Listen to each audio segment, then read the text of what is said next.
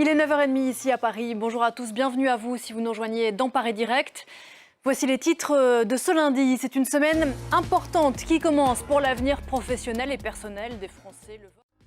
Voilà pour les titres dans la demi-heure qui vient. Ça sera également l'heure du journal des sports. On reviendra sur ce week-end de sport.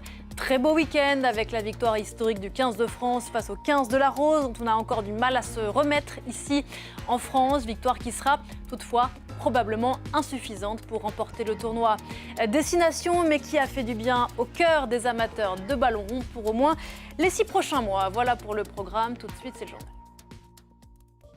Du bien au cœur des amateurs de ballon ovale, évidemment. En France, il y a toujours des perturbations ce lundi sur le trafic des trains ou le ramassage des ordures. On va y revenir. La grève contre le projet de réforme des retraites se poursuit localement après la mobilisation du week-end, même si elle montre des signes d'essoufflement. La semaine qui commence tout juste est annoncée comme décisive pour l'avenir de ce texte qui reste très impopulaire chez les Français. Guillaume Darey.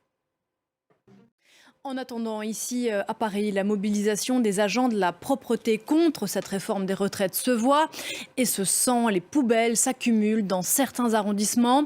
Plusieurs milliers de tonnes de déchets n'ont pas été ramassés depuis le milieu de la semaine dernière. Le récit de nos confrères de France 2.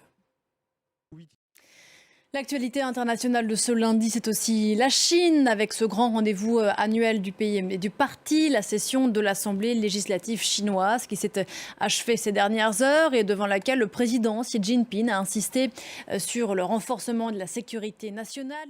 Voilà pour cette intervention devant un Parlement parfaitement acquis à sa cause, sécurité qui a aussi été au cœur du discours du tout nouveau Premier ministre chinois, dont l'intervention est décryptée depuis Pékin par Yan Ali. La diversité du cinéma récompensée ces dernières heures à Hollywood. Les grands gagnants des Oscars 2023 sont un film en partie en mandarin et un long métrage allemand. La 95e cérémonie des Oscars s'est achevée tout à l'heure sur une grande victoire d'Everything Everywhere All at Once avec 7 récompenses, suivies de À l'Ouest, Rien de nouveau et ses 4 statuettes. Une cérémonie marquée par beaucoup d'émotions comme la machine à rêve américaine sait en produire. Étienne Paponneau. Voilà, une cérémonie qui a récompensé des comebacks comme seul Hollywood en connaît. C'est ce que nous a raconté tout à l'heure Thomas Borez en plateau avec Damien Coquet. Écoutez-le. Voilà, on n'entendra pas Michel Léo là, mais on l'a entendu il y a un instant. Et on disait donc, elle disait à toutes celles qui l'a regardé qu'il ne fallait jamais abandonner ses rêves. Il est 9h42 ici à Paris. Bienvenue à vous. Si vous nous rejoignez dans Paris Direct, je vous en rappelle certains des titres. Cette semaine importante pour l'avenir à la fois professionnel et personnel des Français.